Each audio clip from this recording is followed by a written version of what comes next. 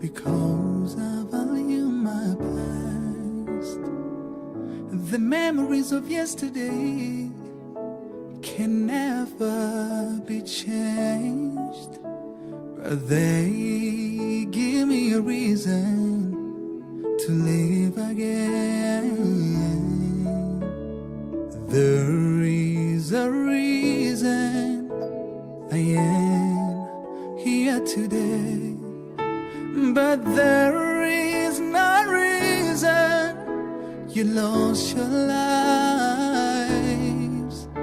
You were called abusive names, deprived of rights to be humans, slayed because of who you were born. I am lighting a candle as the sign of resilience. I'm paying a tribute. You left a legacy, and I'm a fruit from the love you sowed. Let's say never again to genocide. There should be no war. There should be no genocide. Anyway, let's say never again to genocide. Let's say never again to genocide. I was young, I still needed you, but you were taken away from me too soon. If I had one wish, it would be seeing you again. Today we're strong men and women, even though you are not here to see. We're carrying on to make you feel proud out there, watching down at us. I am lighting a car. Law Republic, the Cameroon president told Biya things being under control in Ambazonia. This Saturday, December 7th, 2024, a new era of broadcasting by Ambazonia begins. Introducing the groundbreaking 4K project by Ambazonia Broadcasting Corporation, ABC Networks 24, where vibrant Ambazonian content comes alive in stunning quality through different networks. We launch a world of diverse and untold stories told through multiple languages: French, Spanish, Portuguese, and that is just the beginning. An ambitious journey to bring the rich tapestry of Ambazonia to every screen, everywhere.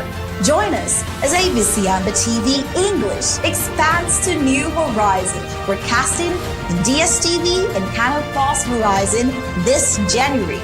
Get ready for a dynamic viewing experience that is as colorful and diverse as Ambazonia itself. This is more than television. This is ABC Network 24. Taking our story into the future and wonders of multimedia. This is the movement. Join us and be part of history as the President of the Federal Republic of Ambazonia, His Excellency Dr. Samuel Ikonesako, introduces this experience of a lifetime.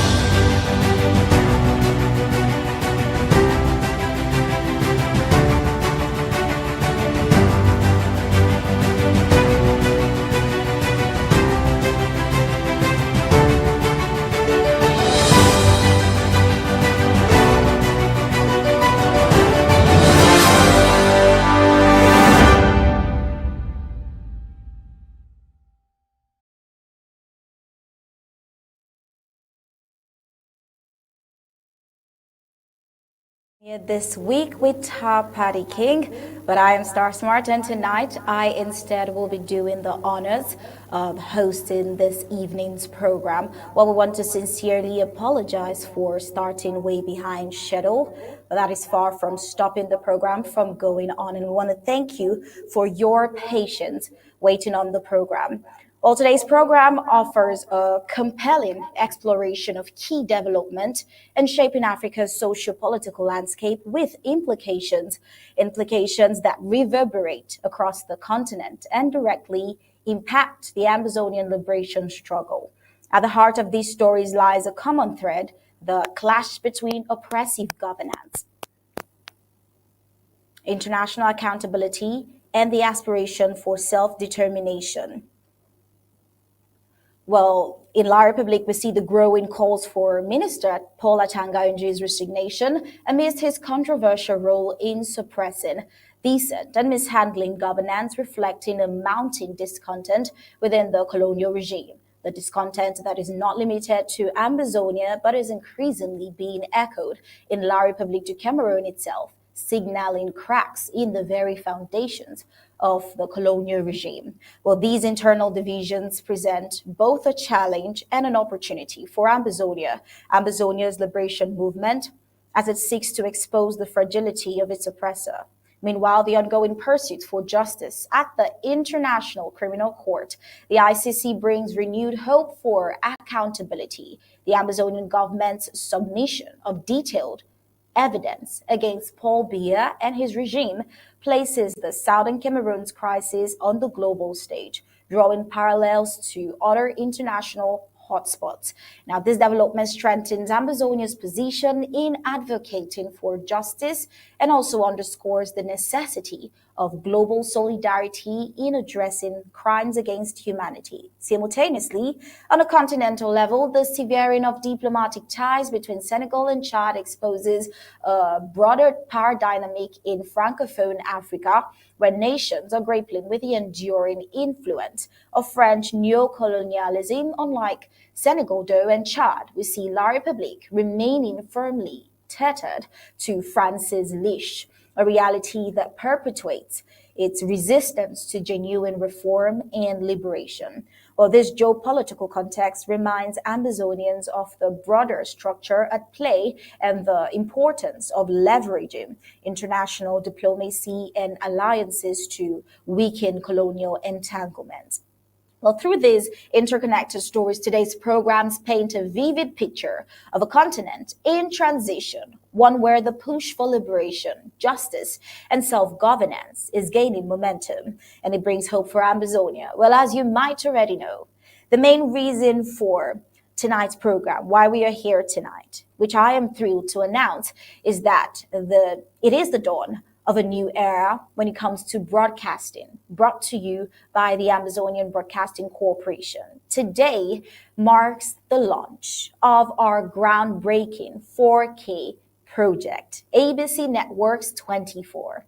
Well, this isn't just broadcasting, it is a vibrant celebration of Ambazonian culture, now showcased in stunning quality across multiple networks.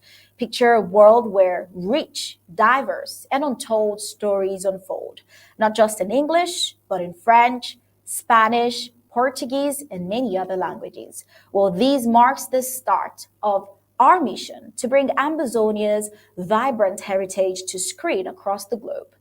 But that is not all. ABC Amba TV English is broadening its reach and will soon air on DSTV and Canal Plus Horizon this January. So get ready for a dynamic viewing experience as vibrant and diverse as Ambazonia itself.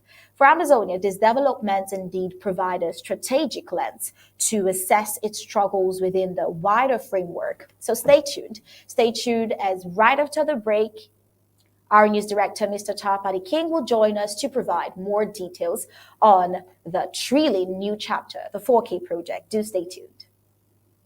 Through music. It's what led her to say yes to an altar call.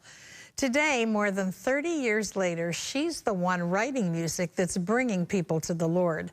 Charlene Aaron has the chance to talk with Sanash about her career and her life-changing songs. Sinach, Yeah. I am such a huge fan of your music. I mean, most of us came to know you by way of this amazing song, Waymaker.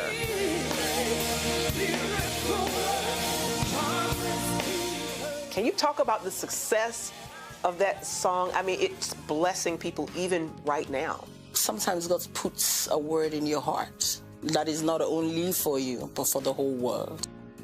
And that's what happened with Waymaker song. He put a word in my heart, assuring me of who he is and what he's able to do and what he's doing in my life. And he said, I'm still your Waymaker. I'm a promise. I keep my promises. Every word I've spoken concerning you is yea and amen. And you can be confident and you can be assured of my word towards you. And in me, there's no darkness, light in every dark situation. That is who he is. And the rest is history. We came to know you mostly through that song, but you've been doing music and singing for years before that. Can you tell us a little bit about your journey? Yeah, I've always liked music as a young child. My first recollection of television was the Festival of Arts and Music in my country, Nigeria. And it was such a huge deal. And we had all this showcasing of music from Africa, every part of Africa. So I fell in love with music. It was natural that when I got saved, I would lean to gospel music, but because then music became more than just listening to it or making music. It became more like a tool to reach out to people, to tell people about the love of Jesus, to touch them in a different way. And when did you come to faith in Jesus Christ? 1989. That was when I gave my life to Jesus. Music played a big role because I went to church and I saw young people just praising God. And I was like, whoa, you can praise God with music like this? And when the pastor made an altar call, I got saved and I got filled with the Holy Spirit. Same day, it was an impactful experience, and that totally changed my life. What is next for Sinach? I have a new album out titled Victory Sounds, and I'm touring, and I'm going to be mentoring as well. I have a mentoring platform, God's Gem. I mentor people who have a gift in their hearts, and we're teaching them how to use these gifts to change their world, change their environment.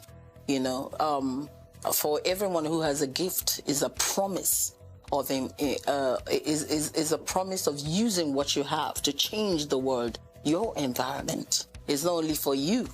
You can't squander your gift on yourself, but for touching God's people, inspiring them. I think that God actually helps us to become a mouthpiece for him, and he gives us influence for his sake. He gives us influence for his sake. And remember Joseph, he gave him influence, and his vision was established in Egypt. God's vision was established in Egypt. So I look at myself as a kind of forerunner, from Africa. The music in Africa is amazing. We have great talent. And I think the Lord is shining his light on Africa. Africa has a... Get ready, Houston. The moment we've all been waiting for is almost here. Prepare to lift your spirits and shout it abroad. Shout It Abroad concert with the incredible gospel music icon, Sinach. Victory is my name. Date, February 7th, 2025. Time, 7 p.m. Central Time. Location, Smart Financial Center, 18111 Lexington Boulevard, Sugar Land, Houston, Texas, 77479. A night to proclaim. Goodness and mercy follows me all my days. Elevate your soul with powerful music, divine energy, and inspirational moments that will resonate with you long after the final note. Get your tickets using the link on the screen or scan the QR code to experience concert of a lifetime. We make a miracle walking, promise keeper, light in the darkness. That is who you are. Save the date, because Sinach is bringing her phenomenal voice and spirit to Houston, and it's going to be an unforgettable evening. Mark your calendars, spread the word, and join us for a night of praise, joy, and celebration. Shout it abroad.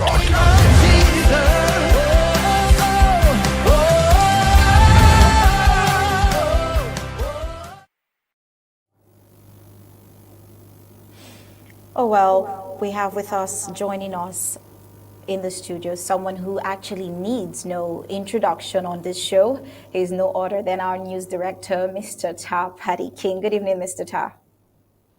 Good evening, Stasma. Thank you for taking the lead today. I want to join you to apologize for all those who have been waiting. We had a couple of technical issues that have been rectified. Maybe we can move on.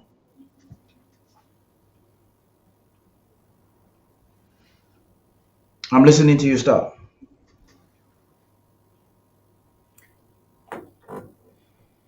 Can you hear me? Okay, now I can. Okay. Please, go right ahead. All right, you're welcome once again, Mr. Tarh. So our focus tonight is talking solely about the initiative of the 4K, the project 4K. So first things first, the question on everybody's mind is, what is this 4K project about? So we'd like you to take the floor and explain to us, what is the 4K project really about? Okay, thank you for that question. Yeah, I thought it was important today that we have stakeholders and Ambazonians trying to know about where were we before now and where are we going to? Why is it an obligation that we have it? Yeah, ABC networks that we have Christian, or we caption the 4K, is basically an upgrade to maximize the wonders of digitalization when it comes to production. Like you mentioned in your monologue, it has to do with a step up with our quality that gives us the chance to be accepted on bigger platforms like DXTV and Canal Plus Horizon. There's so much for me to say, but I want to summarize it at that by giving a brief history on how this started. The Cameroon, or I would say CRTV, Cameroon particularly, was transitioning from analog into digital. The project was Christian for 2012-2013. It actually never got realized. The project was being coordinated by the Prime Ministry. Millions of francs CFA, I would say billions, were embezzled as always. So that project never got realized. At the time, we're working with some other local TVs to get digitalization in production effectively done. Cameroon understood the importance of digitalization after the struggle began in 2016, when the people of Ambazonia took the government of La République du Cameroon by storm. We took an aspect of digitalization, and we couldn't have the resources they had to get a terrestrial television, but digitalization permitted us to some extent to start a broadcasting in South Africa, and that has led us to where we were. The evolution has been a little bit slow but steady, but since 2021 until today, our evolution in actually getting what broadcasting is all about got fast forwarded. And I want to seize this opportunity to say that there's a difference between knowing how to use a software, which what most productions are using, especially in the vMix, StreamYard, OBS, Playbox, is not broadcasting, because our progress to get to where we are today has actually been slow because of this misunderstanding. A lot of people felt that, okay, that's why you found a lot of people wanting to start their own TV the next minute, because they thought that if you know how to use a software, you can automatically be able to start a television. Nonetheless, I'm not discarding the importance of this software, or being able to connect, especially on multimedia internet multimedia. I'm not discarding that because it has helped our struggle tremendously. But now we're taking it a step further by actually getting what can be recognized internationally as a television. Terrestrial, before you get to digitalization, the standards of digitalization, you need to attain some certain levels of terrestrial production, which is what especially Undaunted has been able to do for 3 years. This is the first time it's happening in the history of our nation, where consistently we have experimented, evolved the terrestrial production in television. Well, after that very concise and comprehensive explanation of what this project is about, it does explain it to even a layman's understanding. And we want to understand, now that we have insight to what this project is all about, from your explanation, where would you say we were prior to this time, and what has prompted this particular initiative? Okay, prior to 2021, we're still using what normal influencers on Facebook use, using a software to basically get our contents, connect with different individuals from different virtual locations, and to do our production. Now in 2021, when we started the TED News again, when we started the news the first time in 2018, the suggestion for us to be where we are today was made. But apparently we had people like Derek Yu and others who didn't catch the vision, so they were reluctant. Now we moved into that when Chris Anu was there, and they didn't catch the vision, they were reluctant. So for us to even be able to do the news that time, we will have to do pre-recordings and then stream it. So in my opinion, that wasn't news, and it have led us anywhere. So we had the opportunity with a more dynamic management in 2021 to start the experimentation of actually getting to our public, to the world, what news means. Getting news when you're supposed to get it, and getting it live, not necessarily pre-recording. The reasons why we were doing the pre-recording was because we did not have the framework, the structure, virtual as well as technical structure to have gone live. But it took faith with very, very minimal resources in 2021 for us to do that. And we've come a long way. I would say we have not yet attained the basic sophistication that we need, or sophisticated hardware that we need to take us to the next level. But we have attained greater heights. So right now we are at a level where we cannot just do live on terrestrial production. We are at a level where other TVs and platforms like DSTV, that is, or as we are speaking right now, they are not streaming this, but this production is already on their system.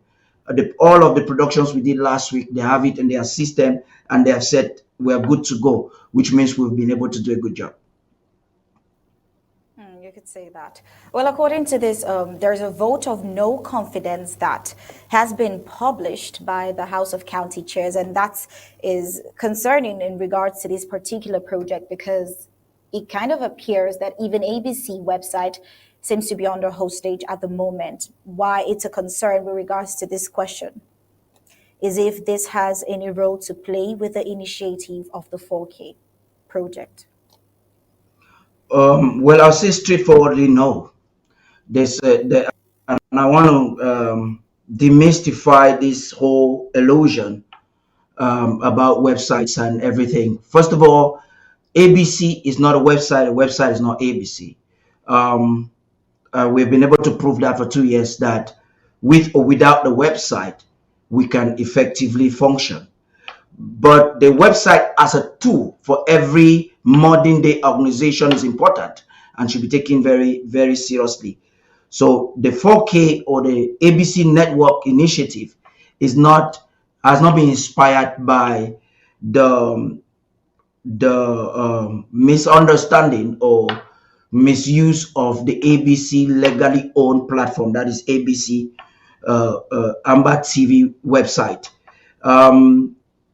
Every television house has more than one website. So we have another website which will be officially presented to the public today by the President of the Federal Republic of Ambazonia. But the other website, I don't want to call it a former website, still is a legal property of ABC. And we're hoping that before the year closes, we'll make good use of it. So Ambazonians shouldn't really worry, because they're very understanding that ABC is not a website is not ABC, is what we had, and we were not subject to circumstances that were defiling protocol not to continue with our production. All right, now to the very final question. I would say, aside from Ambazonia communicating their own story through diverse platforms, of course, what do we hope to achieve in the short term and possible long term with these amazing initiatives? Yeah. For the one thing in broadcasting is that even though we're doing news, has to do with monetization. We've always had the desire to monetize our production, but the framework was never available for that. Primarily because our content is not a content that is popular in modern day audiovisuals. So we needed another strategy, to employ a strategy that would have to be what other news houses do employ. And that entailed that our production quality be stepped up, which is what has actually been done. If we had applied for this platform more than a year ago, but they did not accept, because first of all, they wanted to observe our consistency and to see our quality, and that has already been proven. So where are we going to be in the days? I would say that the sky is our takeoff point. We are finally getting to that phase where we can compete with major news houses globally, but we need this upgrade. We will need to also upgrade our infrastructure, production infrastructure, both audiovisual and terrestrial, virtual and terrestrial platforms. We will need to do those upgrades. But there's a particular evolution that has taken place now. Prior to this time, if we have a problem with our console, we could lose data. But the platform we're getting into, like every modern company today, gives us the leverage to have virtual consoles or virtual clouds, where our data, no matter how large, imagine every program we do 3 hours, 2 hours every day, is being recorded. So even if you have mega machines, which is old school, how much can you save in your machine? This problem, with the evolution or the milestone that we have attained by this project, the 4K or ABC Networks 24, gives to us the opportunity to expand as widely as we want, because there is room for such expansion. Now, to conclude on this question, as you already know, we have been working with translators and reporters in Portuguese. We currently also communicating with those that can also do in Spanish and French, and all of this is already, we are just ready to, we are on the marks now, ready to start running, and that's why today is very important. Thank you very much. Well, thank you to Mr. Tarh. Looking at the fact that ABC Amba TV is expanding, and so is the efforts when it comes to liberating Ambazonia also expanding. We're going to take a look at a very concerning and important report, and I'm talking about the report of Paul Biya's file at the ICC, where we see that the long and arduous fight for justice by the people of Southern Cameroon, now proudly known as Ambazonia, has reached a pivotal moment. Decades of suffering under the oppressive regime of Paul Biya, marked by egregious crimes against humanity, are finally commanding the attention of powerful stakeholders. The submission of a comprehensive complaint to the International Criminal Court, the ICC, against Biya and his collaborators by representatives of the Amazonian government has become a beacon of hope for accountability. The communique from Dr. Martin Mungwa, Secretary of State for Communications and IT for the Amazonian government led by Dr. Nsoh, highlights significant progress in the pursuit of justice for the people of Southern Cameroon's Ambazonia. Now, taking it back to where it all started, in December 2020, a detailed complaint was submitted to the International Criminal Court, the ICC, accusing Cameroon's President Paul Biya and 94 others of crimes against humanity, genocide, war crimes, and apartheid. Now, the submission included extensive evidence documenting widespread atrocities targeting Southern Cameroons, including killings, torture, village burnings, enforced disappearances, mass graves, and violence against women and children. Now, the moment is significant. This particular moment where we have the ICC replying that communique, it is significant not only for Ambazonia, but for the global pursuit of justice. The ICC's acknowledgement of the evidence presented marks the beginning of what could be a groundbreaking investigation into crimes that have long been ignored by the international community. It is a signal that the tireless efforts of the Amazonian government, legal advocates, the human rights defenders to expose this heinous act are beginning to bear fruit. For years, Ambazonians have cried out against the silence of the world. But today, their voices are breaking through the apathy. The ICC's willingness to analyze and consider the case against Biya demonstrates that the crimes committed in Southern Cameroon are no longer hidden in the shadows. The world is starting to take notice of the burning villages, the decapitated bodies, and the cries of children, often by a regime determined to crush the spirit of a people. This shift reflects the growing realization amongst international actors that justice cannot be selective and that the suffering of Ambazonians is no less deserving of redress than atrocities elsewhere. Where we see the efforts of the Amazonian government in securing this breakthrough, that it cannot be overstated because it is a testament of the resilience of a people who, despite being labeled as rebels and even separatists, have continued to fight for recognition, dignity, and justice. The submission of the ICC complaint is not just a legal maneuver. It is a powerful declaration of the Ambazonian people's refusal to be erased or silenced. It shows that the perpetrators of these crimes are, no matter how powerful, cannot escape accountability forever. Well, we see that this development is indeed also a moral test for the international community, because Ambazonians watch the unfolding process. They do so with the hope that the International Criminal Court will not only investigate but also hold Biya and his cohorts accountable for their actions. The people of Ambazonia, who have endured decades of suffering, deserve nothing less than justice. In the face of immense adversity, the Amazonian spirit remains unbroken. The journey towards justice is far from over. But this moment indeed will serve as a reminder that persistence can move mountains and truth has the power to awaken the conscience of the entire world. Amazonia awaits not in despair, but of course, in anticipation of the justice that will restore peace, dignity, and hope to its people. The crimes of Paul Biya and his dogs are no longer hidden. They are now under the scrutiny of the world. The people of Ambazonia remain steadfast in their pursuit of accountability, for only justice, indeed, can pave the way to a brighter future.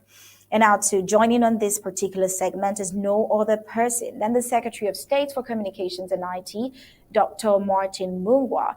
And this particular session, I'll be handing over to you, Mr. Tarh, to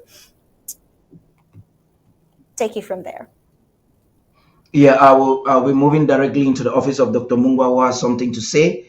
As soon as he's done, we'll have the barristers and Dr. Fru already with us in the studio to make some commentaries on this issue so that we can move on with tonight's program. Dr. Mungwa, the mic is yours. Thank you. Good day, everyone. Good day, Ambazonians and friends of Ambazonia. 21 gun salute to our Ambazonian State Army. The past couple of days have been extremely hectic, and I would like to take this occasion to congratulate our legal advices, the legal department of the government of the Federal Republic of Ambazonia, in the names of barristers John Fru, Timothy Mbeseha, and Valentine Ghana. And people do not really know what this gentleman or this great ambassadors did. Because when I go back to the genesis of putting these files together, it wasn't a walk in the park. Initially, we contracted a private firm in the United States, and they came back with a document that we looked at and discovered that it wasn't worth it. It wasn't worth the salt. That document was just about 40 pages long, and it did not really provide in great detail the atrocity committed on our people by the Biya junta. And so ultimately, our legal department, they said they were going to take up that task. And in a very short period of time, they were able to put together a 300-page document that detailed photographs, videos, communications, secret communications between the colonial SDO or the SDO and government officials. We intercepted confidential information that was sent to the brutal soldiers on the ground, and so on and so forth. So they meticulously put together this document that was eventually filed with the ICC. And central to this is the art of communication. I think in our contemporary world, there are two classes of communicators. You have lawyers and you have comedians. But of course, in this particular case, I don't think we needed comedians to put in print exactly what has happened to our people, but the legal minds. And we had our legal minds, and probably the best in Ambazonia, who took up that challenge to put this document and file it with the ICC. So on behalf of the government and the people of Ambazonia, I would like to thank this gentleman, because this is the first in the history of our country that our legal minds have actually put such a document that has been accepted by the International Court of Criminal Court. It is not an easy document. This is something that not everybody can do.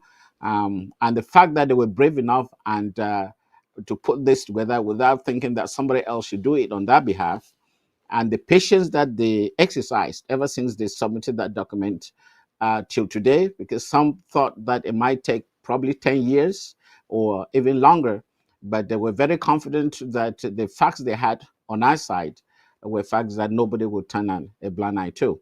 So I just want to thank this gentleman, and of course, with the general supervision of the head of state, Dr. Samuel Komesako, we were able to put these documents together. And these are great gentlemen, and I'm so happy that I'm part of the government with them, because this is the spirit of Ambazonia, and this is what is going to lead us to freedom. Thank you so much, and over to you. Yes, thank you very much, Dr. Mungwa, for that. I think that would have been the best. No other way would have been better to kickstart this phase of the show this evening. And the men who did this, I think about 70% of them are here now. Barrister, I personally knew, but the public really didn't know. Now you had Barrister Fru, Barrister Mbeseha have been working. I have benefited from human rights reports that Barrister Mbeseha wrote, especially when I was in court for my case. and it really helped. It helped a lot. So, and it's also important that the world is knowing today that a letter was sent against Biya by these individuals and has been accepted and was received. A letter of acknowledgement was sent, received. So I wouldn't even say much because I know very little about it in details. I would want to start with them to greet Ambazonians as they tell us exactly how this process came all about and what they are hoping to achieve after now. Please, maybe I should begin with you, Barrister Fru. Thank you, Paddy. Thank you for inviting us to this platform once more. I would defer to my senior colleague because there's seniority at the bar, and Okay. I will pass. I will pass the mantle because this is a legal matter now that we're talking. So I will pass the Okay. mantle to my senior colleague, Barrister Mbeseha, Yeah. to start. Okay, Thank you very Barrister. much. I'm sorry I did not respect those protocols. Please. No, I understand that. Thank you for having us. Those protocols are important, but not the most important thing. The most important thing is the information we give out. You see, this thing is quite a while we file it there. But why is it gaining traction only now? I think just last week we heard somebody reported that they have filed a case, maybe from South Africa. And who championed it to the public was me for. I became news. And see, this will take me back to your original intervention. It means that access to the media is important. If you don't have access to the media, sometimes you don't have the ability to give out your own messages. And so, because we want to launch these programs on ABC, I just want to say they're important. We should be sure that we have such a sustainable media system through which we can communicate, so that such things that we are talking now can be easily be available to everybody. That said, let me go back to the ICC thing. See, since 2016, this thing has been going on. We have been killed, we have been murdered, and the cry has been, where is the ICC? Where is the ICC, International Criminal Court? I think to the best of my knowledge, I've seen people, a number of people wrote letters to the ICC asking them to act, but they were just letters. We discovered that writing a letter to the ICC is not a complaint, because a complaint must follow a certain pattern. But for the purpose of this discussion, we know that the ICC is an international criminal court. It is not a UN-created court, it's a private court. But countries sign up to it, and the majority of the countries have signed up to it. You sign up to it by signing the Rome Treaty and ratifying it. You must ratify it to become a member. Cameroon, that has been killing us, has signed up to the ICC, but they have not yet ratified it, so it's not binding on them. And so that we ask, how do you even get to the ICC? Only three ways you can complain to the ICC. The method is the Security Council referral, because most countries in the world are members of the UN organization, and the security is part of it. So the Security Council refers matter there. For example, Cameroon, they will not escape. But since we are not members of the United Nations, we cannot be members of the Security Council. So there was no way we could invoke the Security Council. That route is out of our way. The channel by which we could file a complaint there, a state member complains to the ICC, to the prosecutor, and then they will open a file and investigate. Ambazonia is not a state member of the United Nations. We are not a state member of the ICC. Cameroon will not report itself, and no country was willing to report that matter for us, Ambazonians. And so that route was over. The third route is seizing the prosecutor directly. Anybody can write to them. under Article 15 of the Rome Statute. An individual who is passing and saying, for example, they are cutting the neck of some soya, can write, can complain there. Organizations, such as those who purportedly filed a document a few days ago, a few weeks ago, can file. That's the open route. You send it to the office of the prosecutor, OT. And if it meets the requirements, then they will acknowledge you that we have received your complaint. And then we will investigate. And in that letter of acknowledgement, it is noted that when we say that we will do this thing, it could take a while. It could take some time. Some time, in terms of the ICC, it could be years. But the important thing is, if there are war crimes, if there's genocide, the crimes are not prescriptible, they're imprescriptible. In other words, it doesn't matter what you did 10 years ago, we'll follow you down the road. We'll follow you until you are dead. So that's a long time possible. But then, as Dr. Mungwa said, we'll try to get people to file it for us. They will realize that they didn't offer because there's a procedure for you to file. There's a procedure for you to adopt the evidence. What evidence is acceptable there? The evidence acceptable there must be evidence which is verifiable. What do they mean by verifiable? If I want to say that they kill people in Garibu, I should be able to say they kill A, B, or C. I should be able to cite a witness who saw it. I should be able to describe where Garibu is found.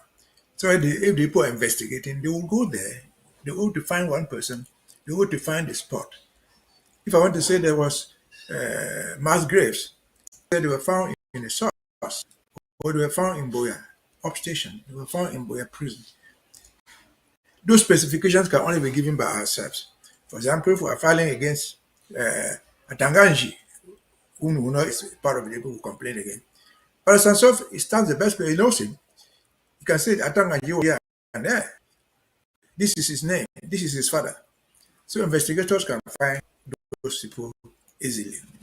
And so when we got these things, and we realized that we're not members of the United Nations, neither were we signatories to ICC, we thought that the best thing for us to do would be to get a member country that is involved in this our crisis. And the only one that we found, and the most reliable one, was Nigeria, because Nigeria participated in the war crimes against us. For example, they catching Sisiku and the others from a hotel in Nigeria and sending them back for prosecution, possible killing, is active participation in the genocide. They're going to Taraba and other places and forcing refugees back. It's a crime against international law. And so we have to link up Nigeria as a participant in the genocide to make this acceptable. And that's how we took the pains to gather all the evidence that was available with the precision that is needed. File the complaint. The complaint we said we filed in December 2020. It was received and we were notified. We'll be having it here. We'll be having this debate sometimes. Just telling you that we have a complaint pending there. And so that's what it is. We hope it will bring some positive results. This does not in any way, I'm saying, what we saw on social media, saying that some people have filed, there could be so many complaints filed. Since we're not privy to the content of their complaint. In fact, the more the complaints, the better for us. The better. Because people are crying the same song and making the same complaint. It goes. But as far as we're concerned, we know that is there. And then it is not me for social media who will tell you that it has been received. No. You have to be acknowledged that the complaint has been received. It's acknowledged on letterhead of the ICC. So I know that it's official. It has a number. They can call that court, call that number, and they will look at their file. I've called them a number myself. On the issue of Mefo, so that we can catch up, we don't have time. I'll have Dr. Mungwa at the end of your analysis respond on that, since he's the Secretary of State for Communication. But let me get to you, Barrister Fru. Like rightfully placed, expressed there by Barrister Mbeseha, we have others who have also written against Cameroon and against the Biya's government on almost same issue. Does this help? Because I know you have criticized the ICJ and the ICC a couple of times for their claims that they don't have resources. As this situation, the current unfolding, is it building your faith more in that organization? And what do you think we should, as Ambazonians, be expecting from your legal standpoint? What should we be expecting in the days ahead? Yeah, before I answer you directly, Paddy, I'd like to add a little bit of what my senior colleague has just said. Okay. You would note that before us, Akeremona had filed some kind of complaint, which was rejected. Professor Anyangwe filed, it was rejected. Okay. So when the Ambazonian government, interim government as it then was, wanted to file, they contacted a law firm. And the first thing the law firm asked was $15,000, which the government paid. And like SOS Mungwa has just said, they produced a document that didn't mean very much. Yeah. And so we, the lawyers, decided to take the mantle. I don't want to dwell so much on that, but I want to also say that I will give credit where it lies. When we were faced with this jurisdictional matter, we had to seek the help of a senior colleague, Barrister Charles Taku, which I respect very much. Is one of the legal minds, brilliant legal minds of Ambazonia. And he reminded me that I and Femi Falana did a case in Nigeria against Nigerian government for the violation of the principle of non-refoulement, for the violation of the International Convention on the Protection of Refugees and Asylum Seekers, which was promulgated in 1951 and ratified by both Nigeria and Cameroon in 1961. So Barrister Taku said, for us to get jurisdiction, because you know, as you may well know, he practices at the ICC. For us to get international jurisdiction, we have to get a member country. And like my senior colleague just said, we got Nigeria, which was particularly participating in the genocide in the southern Cameroons. We identified two issues.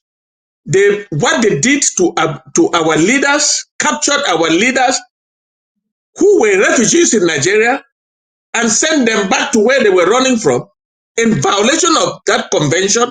It's a crime, it's an international crime. Secondly, we did not have evidence, but we indicated that they also played a role in getting the Fulanese enter through Mungwa, through Nkambe, to come and commit atrocities on our people in Ambazonia. But that we didn't have evidence. But we have evidence on the violation of the principle of non-refoulement, and that was the judgment. And fortunately, I had a copy of that judgment. And we annexed that judgment to tie Nigeria to the genocide being committed in the southern Cameroon and Ambazonia by La République du Cameroon. And that's how we attached La République du Cameroon to Nigeria, which Nigeria is a full member of the ICC, but Cameroon is not. So by association, by participation, by complicity, Nigeria now carries Cameroon into this file. That is how the ICC accepted our file. We thank God We have been very impatient, and I want to congratulate my senior colleague, Barrister Mbeseha, because he had always been on the phone with the ICC, and the results are there. Let me go further to say that the ICC has just started their investigation. They will be going to Ambazonia. They are already in, from what we're hearing, I have no proof, but they are already in Ambazonia, they are already in La Republic of Cameroon, and they are already in Nigeria investigating. It's only after investigation that when they find our criminal complaint credible, they will now issue their results and do an indictment. Until then, we are still very far. The investigation is on. And when they finally, this is the first time, and this is the first file, the only file that has been accepted by the ICC. And now the ICC has launched an investigation.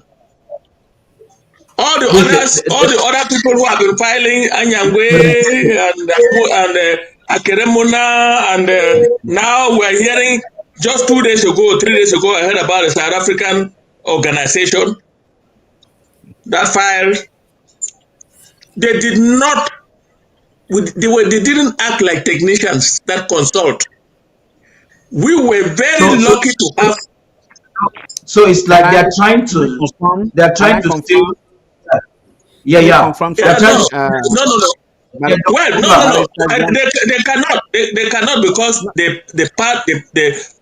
the complainants have been identified.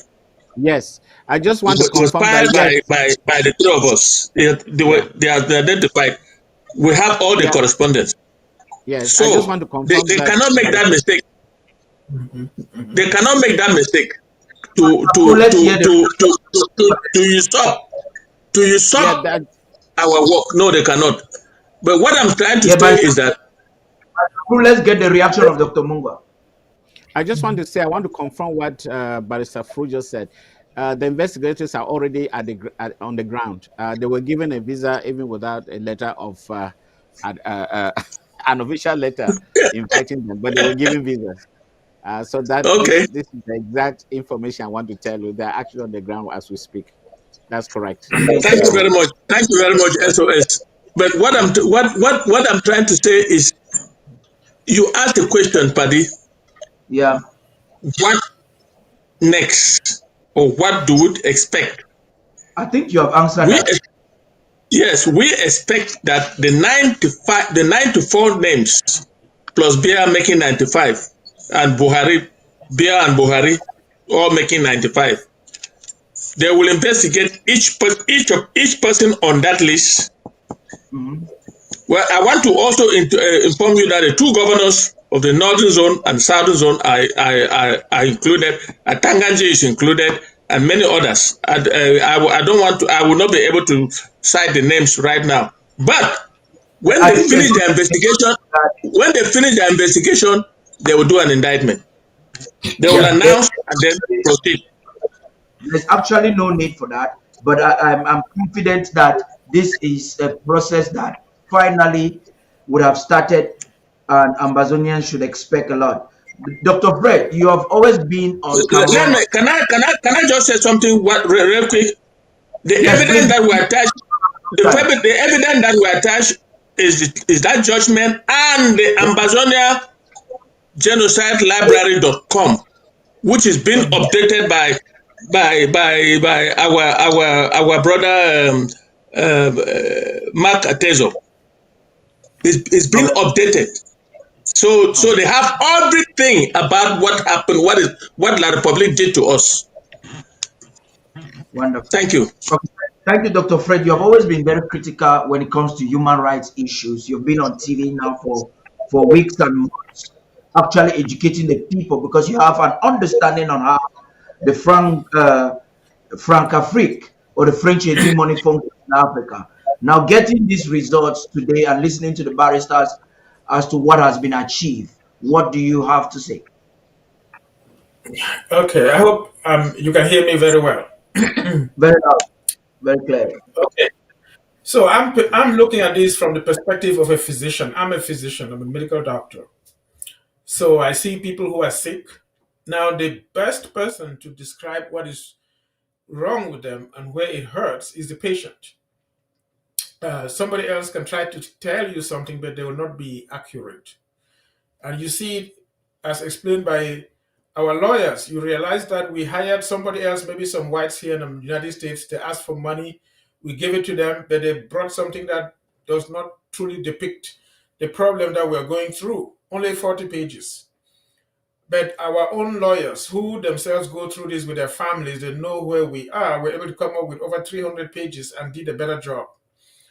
So, what I'm trying to say is that we are more competent to describe what we're going through and to tell the world what is happening to us, which is where we come back now to ABC.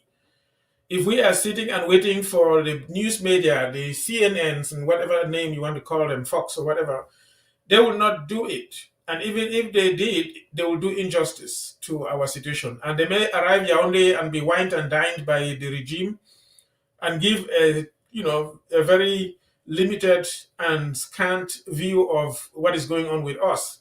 And that's why we have to make sure that we finance this, our avenue, to tell the truth of what is going on with us and expand the audience listening to as far as possible. That's one thing I got from that. Number two, I believe that we need to believe in ourselves. We have all gone to schools, different levels, trained in so many different things. We happen to be blacks. And many times people think that the whites do a better job, but it's not always true. So let us believe in ourselves, our professionals, and use our skills as much as we can, and only use the others if they will help propel us further than we can go ourselves. So we can only use, let me put it this way, the whites, when they can help us reach further than we can reach by ourselves. But let's believe in ourselves. We have the skills, we have the talents, we have acquired it all these years in the different countries we have lived, the different places we have been.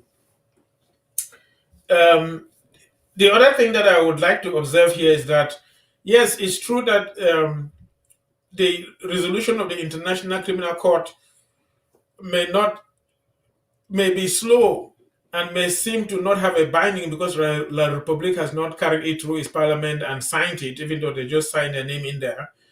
The US has not signed it as well. Many other Western countries have not. They use it as a threat over the heads of the smaller countries like in Africa. But at least it's an opportunity for our problem to be heard in, competent international agencies. Even as you talked about the human rights.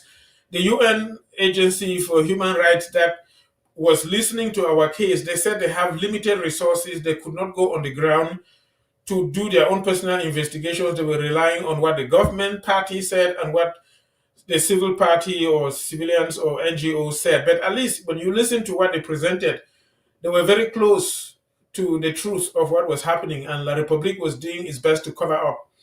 And we were able to present what they did and reveal to our people how false La Republique, how they tell lies about us. So what I'm saying is that we achieved something, even though La Republique may not have signed up to it fully because they have not ratified it, but at least the case has been accepted. And with time, I believe that something will come and be in our favor. Justice seems to be slow, but eventually it comes through. And so even when Biya eventually passes, his government, those who represent him, who have carried out this injustice, they will be they will be judged and they will be found guilty and thrown out. That's what I personally believe. That's my take on it. Yeah, Dr. Mungwa, I'm bringing something very important that is directly under your jurisdiction, understanding the way the media fraud works. We have seen Mimi May for a few days ago that all Ambazonians advocated and mounted pressure and Cameroon released. We have seen her, instead of acting as a journalist on exile, as a refugee, but she is basically reporting as a proxy of the colonial administration. she wouldn't tell the truth the way it is. And just even to confirm that, a few days I saw payment details of her requesting for funding, and you have a Momo number, that is MTN Momo in Cameroon, which means she's protected within Cameroon, because in as much as I know, you, Dr. Mungwa, cannot raise money in Cameroon today. So if somebody is permitted to raise money within the Cameroon, it only agrees to what I said a few days ago, that for Hansen, Mimi Mefo and the likes have now been compromised. And that is what is very important when it comes to the manipulation and not giving credit to whom credit is due. She will not mention that the government had fight something. She's always trying, even when she was reporting on the human rights issue, there was a lot of manipulation. Please, I want you to talk to us, especially on this issue, and highlighting the importance of the media and communication during wartime. Well, thank you, Paddy. And once again, I would like to thank barristers Timothy Mbeseha, John Fru, and Dr. Lobati. Can you guys hear me? Very loud and clear. Yeah, we can hear you. And I'm going to shift gears a little bit and look at it from a different perspective. And I want to refer to what Dr. Lobati said in a different program, and so that you can have a better understanding as to how things of this nature are analyzed. It's not just within La République du Cameroon. It has even a higher calling than that. Dr. Lobati mentioned satellite pictures, and if there are any environmental disturbances as a result of burying people and trying to hide the information. Let me tell you, America has one of the probably the most powerful satellite. Probably, I think, it's stationed in Phoenix, Arizona, or somewhere around there. And its objective is actually to look into the trouble areas and to see what is happening, so they can actually put together documented evidence on what is happening. So, in as much as you may not have heard about people or investigators going to La République du Cameroon, it doesn't mean that they are not actually gathering the information. They have information that you cannot, you can't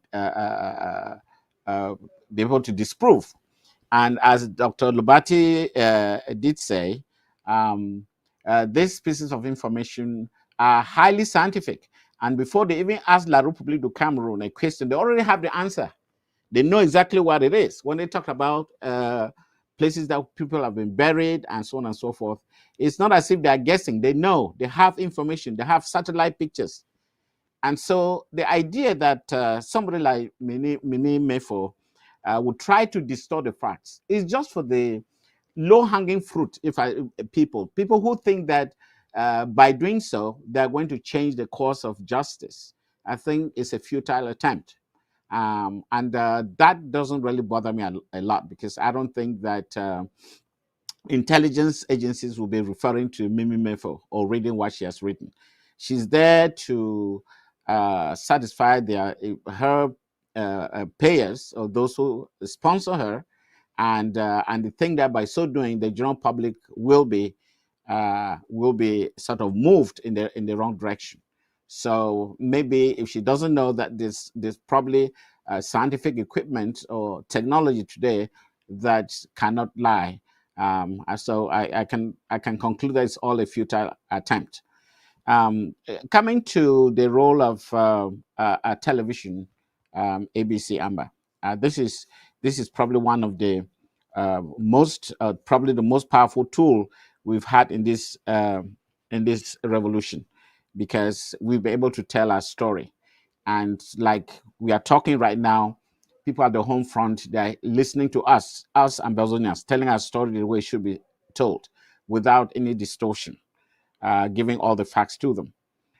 So it's very, very, how do I put it, comforting to know that ABC television has expanded to include other languages, and that is extremely powerful. And the fact that you are moving from being on the red to being in the black is also a very positive thing. And I hope that in the months to come, we are going to attract more people to join the the crowd of those or the patrons who are actually helping to sustain the services of ABC Amba Television. So that's what I have to say regarding this particular topic. And one other thing, probably I would like, before turning it over to you, we also read about a 142-page petition filed by the Pan-African Forum. Again, when I read through, it was very generic, They mentioned killings in the English-speaking part of so-called Cameroon or Ambazonia.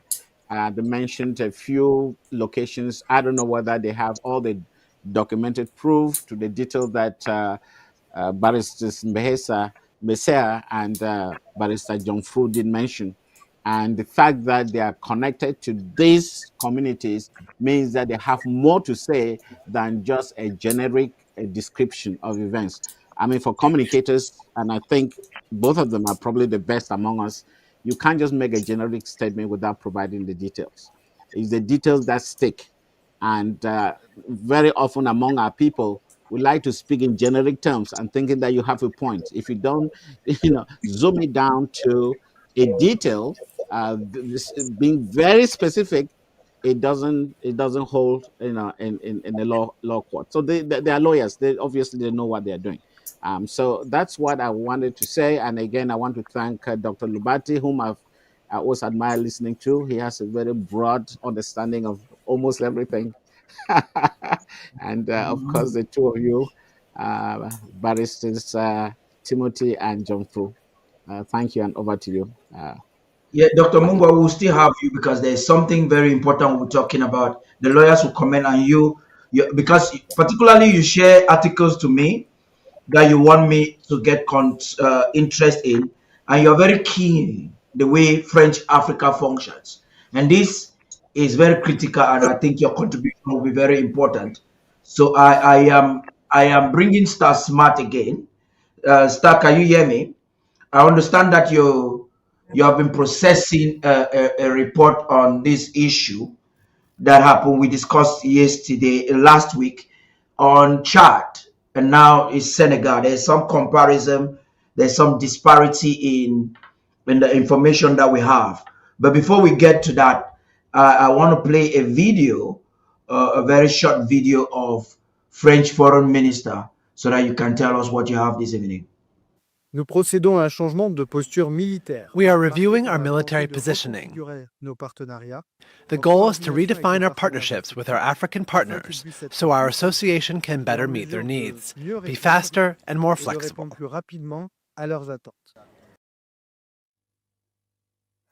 Oh, well, that video you just saw, as Mr. Tarh said, is courtesy, first of all, of France 24, and it's the short clip of French Foreign Minister Jean Barrot, and that is in response. That video was in response to the recent happenings with France's tie, not just in the last couple years, but of course in the last weeks. In recent weeks, we've seen Senegal and Chad making bold moves to redefine their historical ties with France, symbolizing a growing wave of anti-colonial sentiment across Africa. We've seen Senegal's announcement of the impending withdrawal of French troops and the Shah's decision to end its defense cooperations with France, which have been lauded as steps towards reclaiming their sovereignty. Meanwhile, La République continues to struggle under its colonial legacy, grappling with governance failures and an ongoing war, the ongoing war of liberation against the Federal Republic of Ambazonia. On the other hand, we see Chad's recent move raising important questions about its authenticity and the country's true independence status from French influence. Well, here's a short video about that we got courtesy of CGTN Africa. Over time, this agreement has become outdated, completely outdated. It no longer aligns with the current geopolitical realities, the strategies of our era, or our legitimate expectations for the full expression of our sovereignty. The French military presence in Chad is not based on a reciprocal foundation. Chad must no longer accept from others what they don't accept for themselves. This is the sacred principle of reciprocity, the need for correction. It is now crucial for Chad to address the shortcomings in its international relations.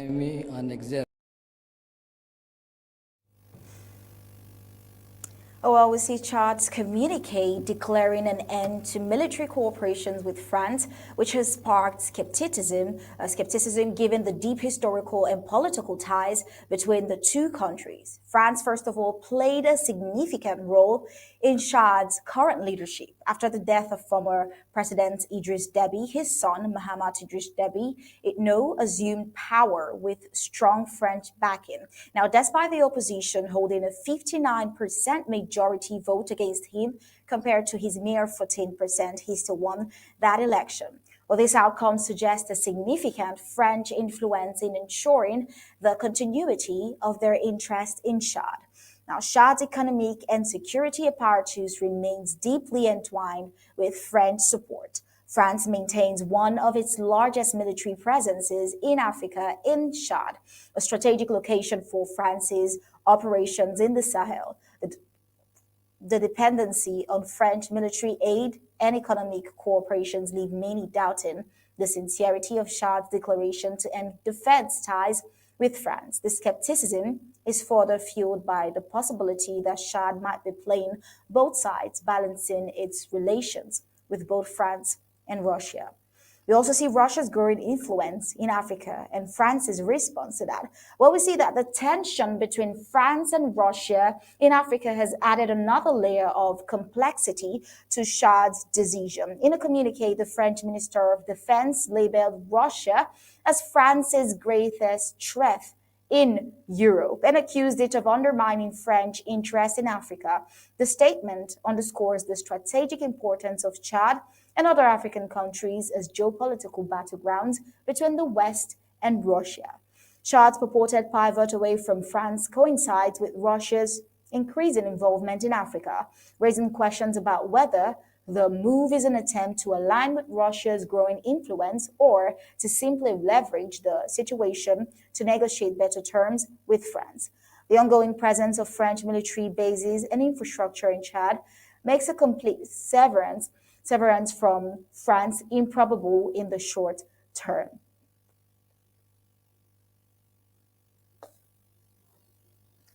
Oh, well, while the communique from Chad presidency speaks of affirming sovereignty, the realities of Chad's dependency on France suggest otherwise. The relationship between Chad and France has historically been one of mutual respect, one of mutual benefit rather, with France providing military and economic support in exchange for strategic alliances.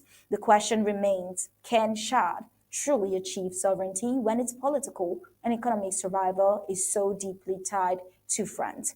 The end of military cooperation, if genuine, would significantly shift, but it would also require Chad to address the gaps left by French withdrawal. Now, this includes securing alternative partnerships, whether with Russia or other global powers, and developing self-sufficient governance and security frameworks. Until these steps are taken, Chad's sovereignty risks being more symbolic than substantive. We see contrasts with Senegal. In comparison, we see that Senegal's decision as well to expel French troops reflects a broader historical reckoning, including references to the Thiaroye massacre, which resonates deeply with Senegalese citizens. Well, let's take a listen to this video, which is also courtesy of France 24. As French people, could you imagine seeing us in your country with tanks or military vehicles, with Senegalese soldiers in Senegalese uniforms? That's what history has been like. France has enslaved, colonized, and remained. que j'ai reçu aujourd'hui une lettre du président Macron. Today I received a letter from President Macron in which he acknowledges that it was indeed a massacre. This step of acknowledging the massacre should open the door to perfect collaboration in revealing the whole truth. Une collaboration parfaite pour la manifestation de toute la vérité. Well, we see Senegal's move appears to be part of a broader strategy of national self-determination, building on its relatively stable governance and economic independence. On the other hand, La République remains firmly entrenched in its colonial legacy, unable to break free from its historical ties to France. Under the leadership of Paul Biya, the country continues to prioritize oppressive military responses to dissent over addressing legitimate grievances. Particularly for Ambazonia, the ongoing war and governance failures serves as stark reminders of La République's inability to redefine its relationship with France or chart a path towards progress. Now we're wondering, is this a new era or balancing act for Chad? Well, Chad's announcement to end military cooperation with France reflects a growing sentiment across Africa against neo-colonial influence. However, the deep entanglement between Chad and France, coupled with suspicions of playing both sides with Russia, it casts a doubt on the authenticity of this move. The path to true sovereignty requires more than symbolic gestures. It demands economic independence, strategic partnerships, and a commitment to self-determination. But as Chad navigates this transition, the world will be watching closely to see whether this marks a genuine break from its colonial past or a strategic balancing act in a new era of global power dynamics. Well, this is our observation from the entire happenings when it comes to the Francophone hegemony. Well, over to you now, Mr. Tarh.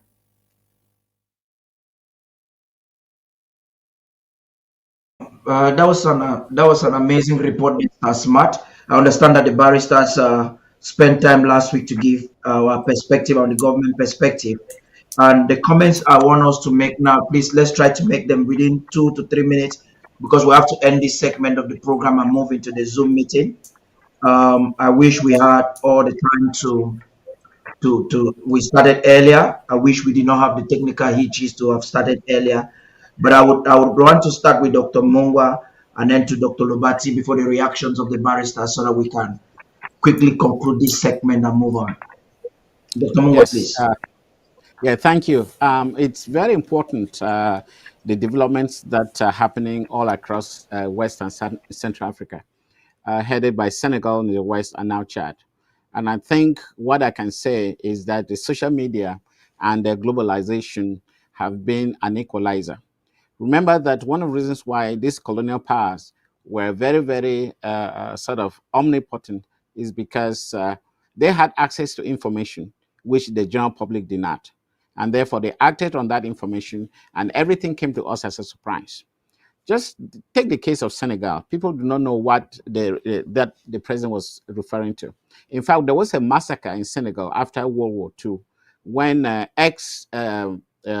soldiers who fought during the war went to the French embassy asking for their salary as ex-combatants, and they were all summarily shot and killed. And that has remained in the minds of Senegalese up to today. If you take the case of Chad, I don't think Chad has ever had peace ever since they had independence. And the French have been there and they've been exploiting all sorts of minerals while the country is in turmoil. And when the Russians arrived, I think they were able to create a connection between Chad and one of the oceans and sort of seaports through the north and not through West Africa. And remember that normally when you have a country which is landlocked, is always a challenge for you to communicate with the rest of the world. And that is what, now that Chad has been able to overcome that, I think they have the right to reset to ascertain their sovereignty. Information and what the French have done, I mean, it's so painful what France has done to West Africa or French Africa, because what they have essentially done is that they have turned the countries into French provinces with no autonomy whatsoever, and they literally appoint presidents like provincial governors, and they all report to France, and therefore not the interests of those countries are taken into account when making economic or any political decisions. Everything is dependent on what France wants. And that's why they have stayed in poverty over these years. And now that the world has become a global village and everybody knows what is happening everywhere and nobody can hide information, now people are getting educated. And the channels that are available for people to understand what is happening is so many that this colonial powers cannot control. They cannot be able to close down. And that's what is happening. And this is going to even get into La République and other French African countries. Just a matter of time. They will come to realize it. Even it starts with the population. When the population is against the government, just a matter of time. And I can assure you that that's what is going to happen in the months and years to come. Over to you. Yeah, Dr. Fred, Lobati, we've seen France key their way all through history in Africa. And with all of what is happening right now, what do you have to say? I look at the French as a poisonous snake that has the qualities of a chameleon. The chameleon, changes its color based on the landscape, so you cannot identify it. If it's on green grass, it looks green. If it's on brown stone, it looks brown. And if you don't look carefully, you will not see it. But the chameleon is not dangerous to humans. I don't know cases where they bite and kill. But snakes do kill. And that's what the French are. They are snakes, truly, because they destroy. But they also are chameleons that change with the landscape. You heard that for that defense minister saying that the defense policy has to be adjusting with the changing times. But it does not change the character of France. So when you go back to the situations we talked about, let's take Chad. The former president of Chad, Idriss Déby, who died. Remember that the agreement that the French signed with Francophone African countries in 1959, that Ahidjo signed it, actually was developed based on after a meeting in Congo and then with Cameroon first before they expanded it to other Francophone African countries. That was due renewal in 2019. And so the West African Francophone countries met, and the French used the guy in Ivory Coast to ensure that they signed it. At that time, the government of Senegal was not yet in power. These young people who were locked up in jail, and then the population rose up and they won the elections and threw out Macky Sall, who the French were using. In Central Africa, Idriss Déby, when they arrived Yaoundé as presidents, he thought that the African brothers were going to sit and think of truly what they wanted. And he thought that they should not renew the contract with France as well as renew the contract for the Franc CFA. And to their surprise, the French foreign minister, Minister of Economy, and I think Christine Lagarde, who was of the IMF, they suddenly emerged and they were shocked that they didn't have the privacy to discuss as brothers what to do for the future of their own region and whether they honestly wanted a change. So he got angry and left Yaoundé in the night and went him back to Chad. And he also pronounced that he had not wanted to prolong his stay in power, but the French advised him to change the constitution to stay in power, and basically revealed that the French were the guys using those maneuvers in Francophone African countries to keep these dictators in place. Though in Cameroon, we may see Achide Achua using the Santa Mafia to change the constitution in 2008 by stating that an efficient president cannot be limited by term limits, it should be allowed to run again. The French were behind the whole thing. But basically what I'm trying to bring out here is that what happened in Chad, is that the French faked a military uprising. And then they got Idriss Déby to go there like a hero trying to defend his country, and they killed him. That was a coup faked by the French.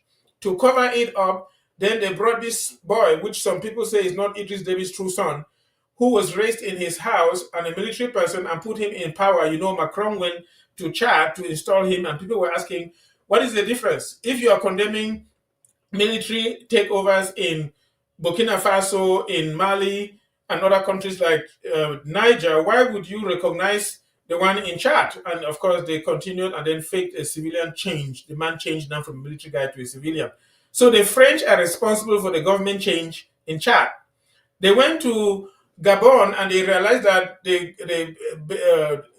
Ali Bongo was a paralyzed person from a stroke, and he was an embarrassment to the international community. Was sick, went to Saudi Arabia, went to Morocco for rehabilitation, and people were wondering, what is this? It's really an embarrassment. And the French faked it. The French faked a change by using their cousin to have taken over in a so-called coup, which the French accepted. So the coup in Gabon was faked by the French to continue their grasp and control of the country. Now, so the one in Senegal was genuine because it was young people who were against Macky Sall and were fighting for their people. They were locked up in jail, but did not succeed to prevent them from participating. The guy, the prime minister, was the guy that was going to be president. They banned him, and then he said, let his second take over. And so he was written in the electoral list, and he won the elections. And so you had a genuine change. And even then, the French are trying like a chameleon to go behind the scenes using different maneuvers, foreign presidents from around there to get these guys to comply. Anyway, but what I'm trying to bring out here is that we will see what the French will do in Cameroon. They will also try to maneuver and make a kind of a change that will give the impression that something happened and not by the French. And we're still waiting to see what that is going to be. Probably Biya will not succeed. The French have always put the children of their former dictators like Eyadema in Togo, Bongo in Gabon, but in this new changed atmosphere, I don't know that they will be able to succeed to bring Biya's son to be in power. So 2025 is very pregnant. We will see what happens there. But what I think is more dynamic for us to understand, you remember Biden, when he came to power, he said he will collaborate with Macron to solve problems in Africa, which basically means that Biden will do nothing and let Macron carry on with the genocide in Ambazonia, which is what we have seen. They have done nothing. They have been signing agreements with Biya and did nothing about us. Now we have Trump coming in, talking tough. Let's see what his own stance is going to be with the French. But one secret information that I want to provide for us is that the president of Nigeria is an agent of the CIA, okay? And the CIA is using just the same like the president of Rwanda. I hope this is not too much information that I'm providing here. What I'm trying to say is that the president of Nigeria is serving the secret security interest of the United States. And what will happen to Ambazonia is going to be truly what the U.S. government wants. And if the U.S. government can prevail on the French and impose their will, Nigeria will comply and Ambazonia will be free. And we will see what the French do in La République du Cameroon to effect the change. So 2025 is going to be very pregnant. I'm not sure Biya will be able to succeed to bring his son in place. That's my little take on that one. You just said a couple of things there, Dr. Lobati, which I'd like to highlight on. Is an affirmation, a confirmation that the government of President Sarkozy's vision to tilt his diplomacy towards America more is the right strategy. That's what you have just said in conclusion there. And from what you're saying, or what we have heard here this evening, France keys its way in Africa. What is happening in the Caribbean right now, being championed by PM Mayor Motley of Barbados, is having some states in the Caribbean file a lawsuit and seek for compensation. I don't know what compensation can pay for lives, but at least that could bring some closure for those who felt that Britain also misbehaved during slavery and colonialism in their states. So I'm asking the lawyers now, please, I'd like you all to be brief. They're already indicating in the Zoom that we need to round up.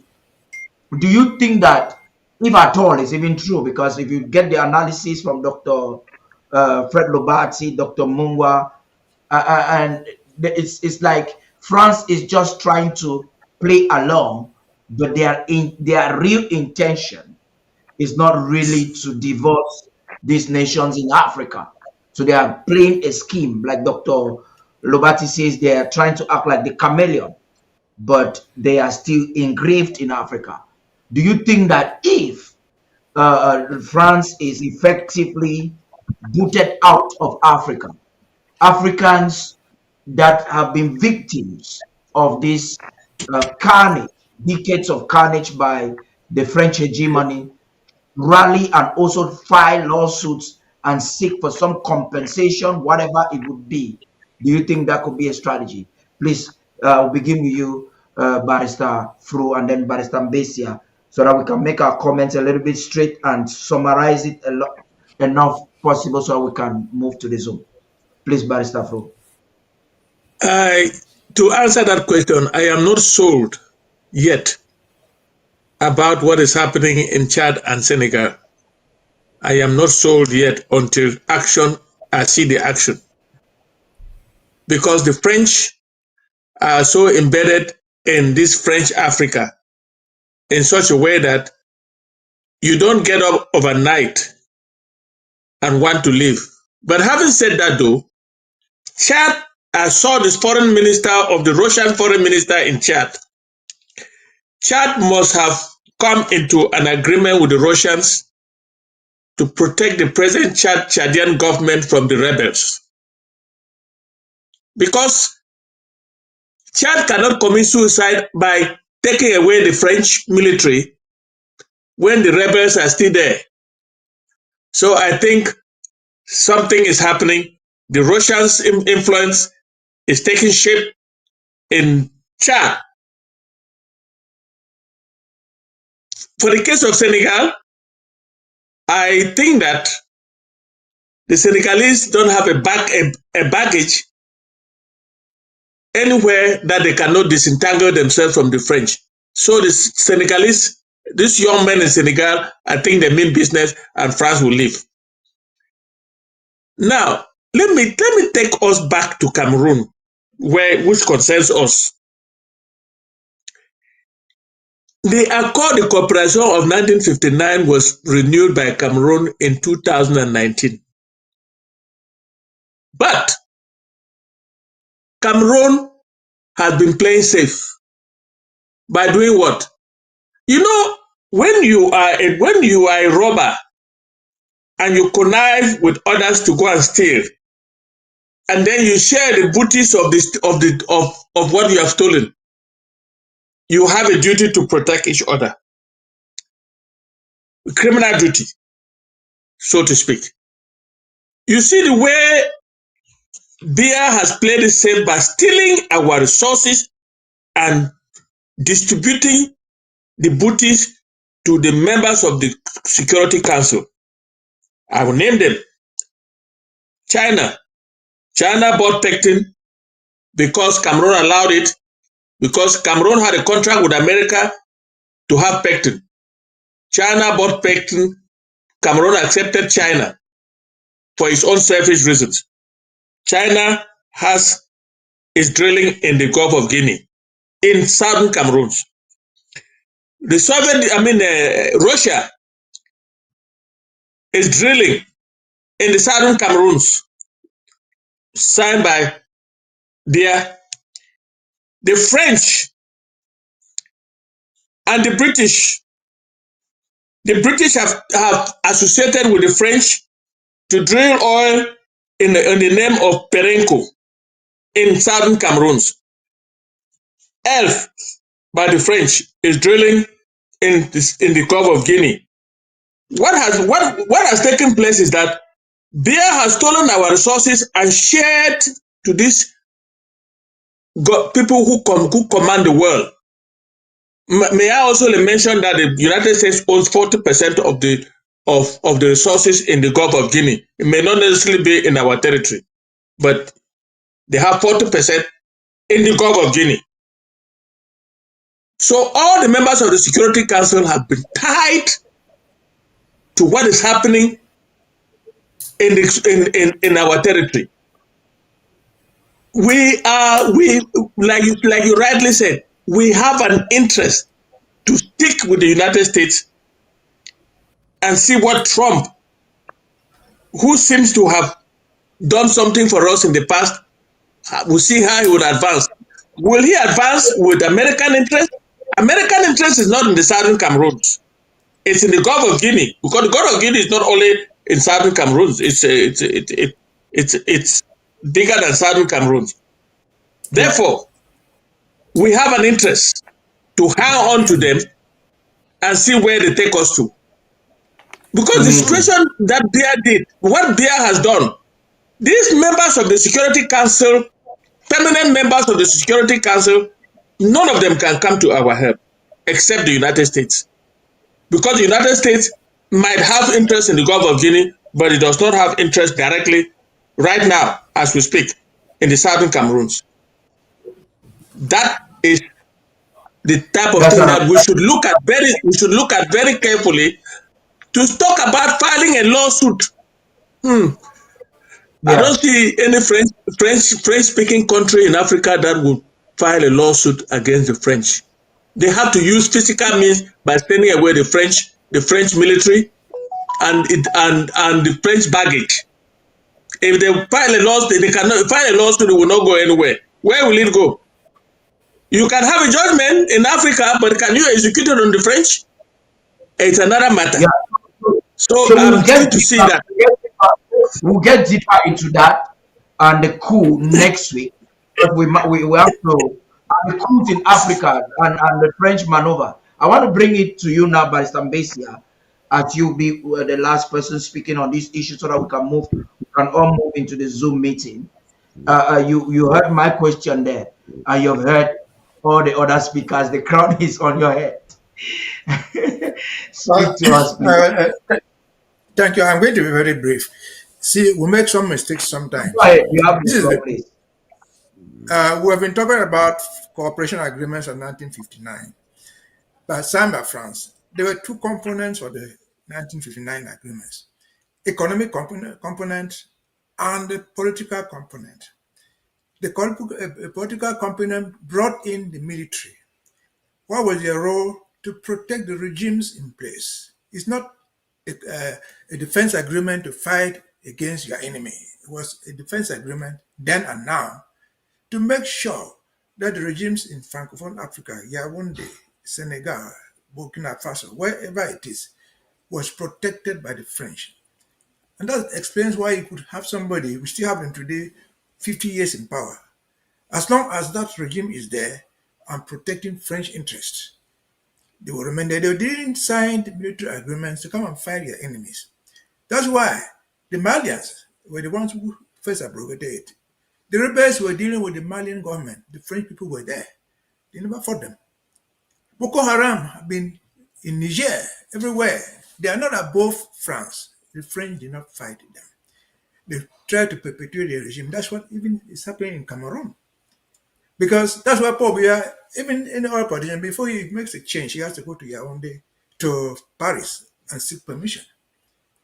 Because they want to get a regime in Yaoundé, in Chad, anywhere that protects their interest, economic interest.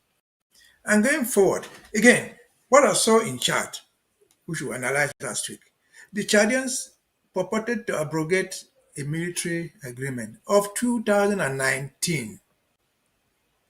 And they went further to say their colonial cooperation that existed before remains completely intact.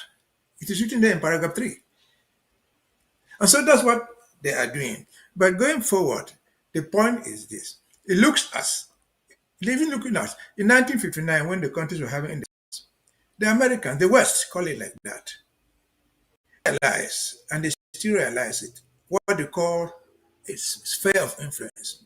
They interfere with the sphere of influence of their allies, the French, the British, and so on. They don't be there. And I would differ a bit with Dr. Lobati. You see, France is not a chameleon. No.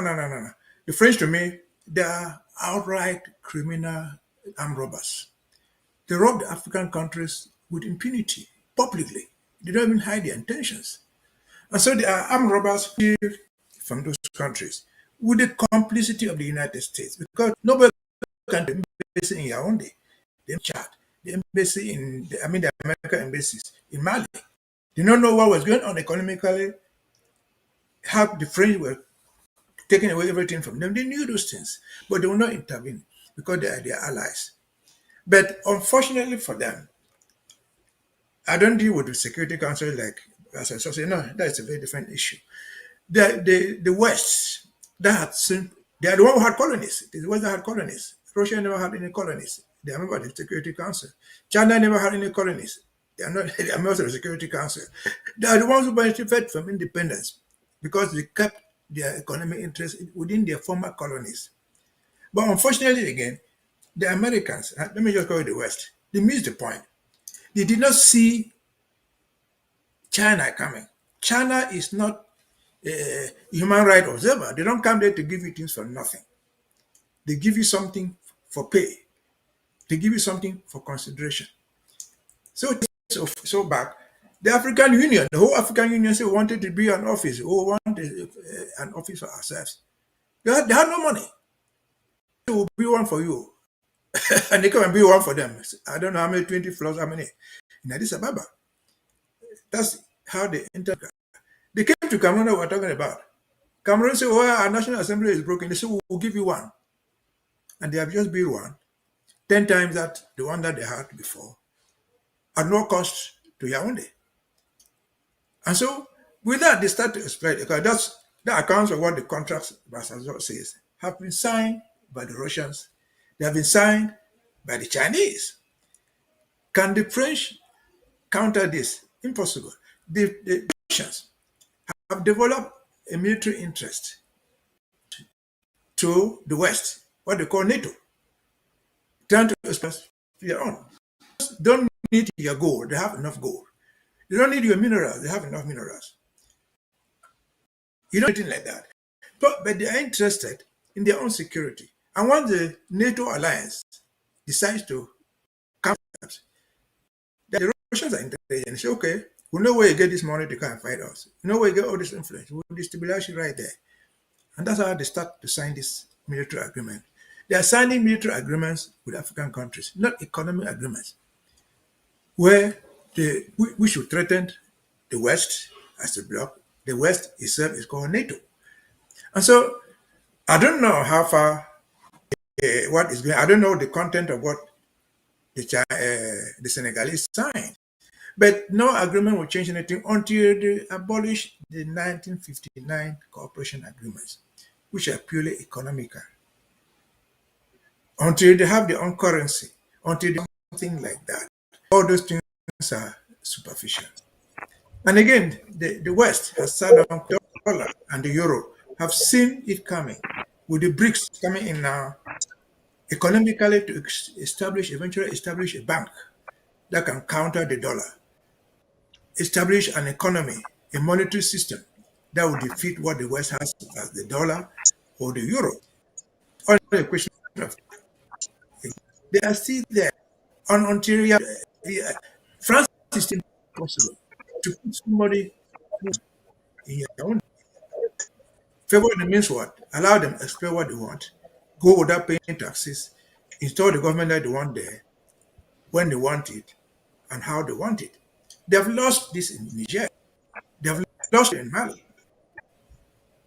They are eventually going to lose in other parts of Africa. But until that is done, the French sphere of influence will remain important. The agreements of 1959 will not alter anything.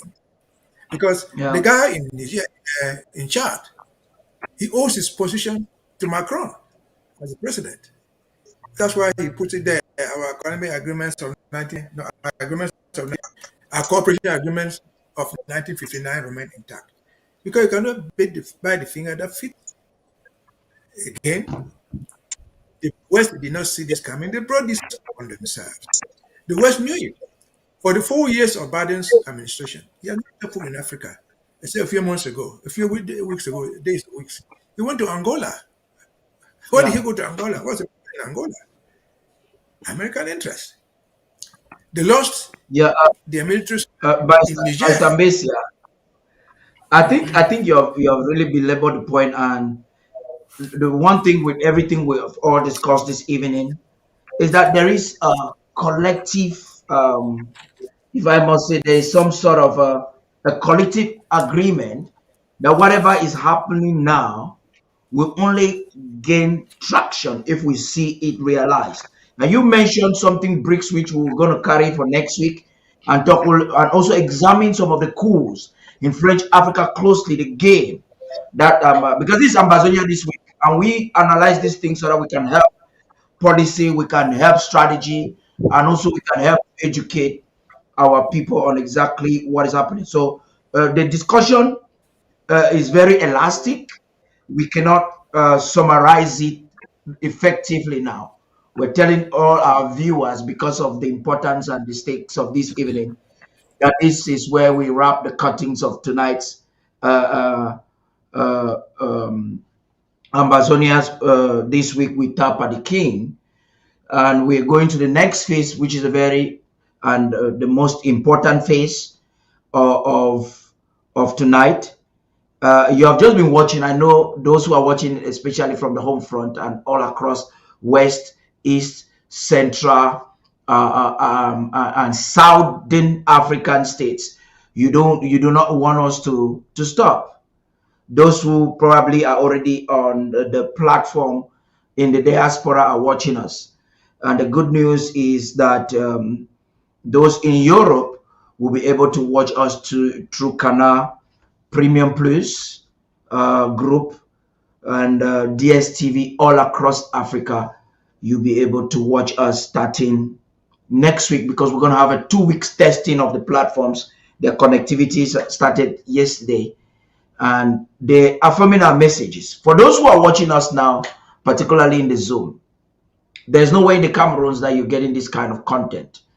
We were actually being told by DSTV that our content is what they really need, because that is what dilutes the polarized media of West and Central Africa. We are a people that have a unique interest, which is the truth of our historicity and legality. And we are bringing to the world the stories that have not been told for far too long. I will call it a day with this program, but see you in the Zoom meeting. I'm calling on all those who are watching us via YouTube and Facebook to connect in the Zoom meeting. We'll stop this program now, but we will come back live when the president will be addressing the nation this evening. Stay tuned.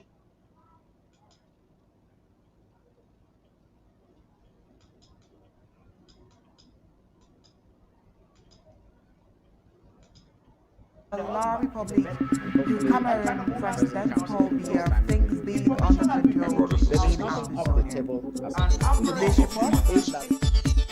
This Saturday, December 7th, 2024, a new era of broadcasting by Ambazonia begins.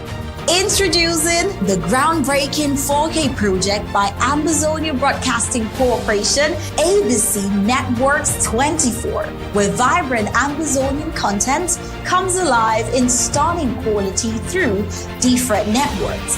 We launch a world of diverse and untold stories told through multiple languages: French, Spanish, Portuguese, and that is just the beginning.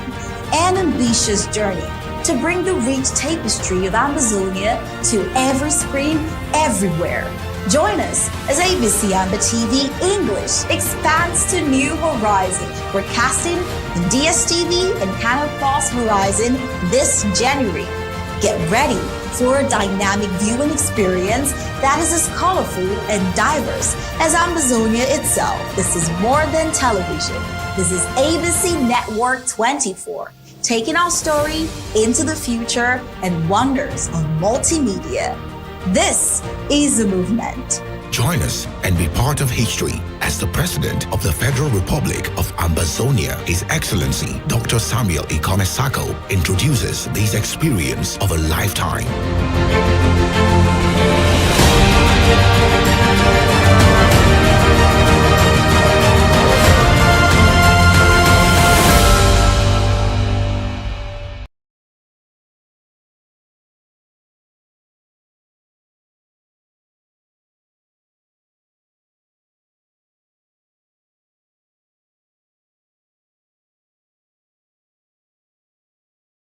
Get ready, Houston.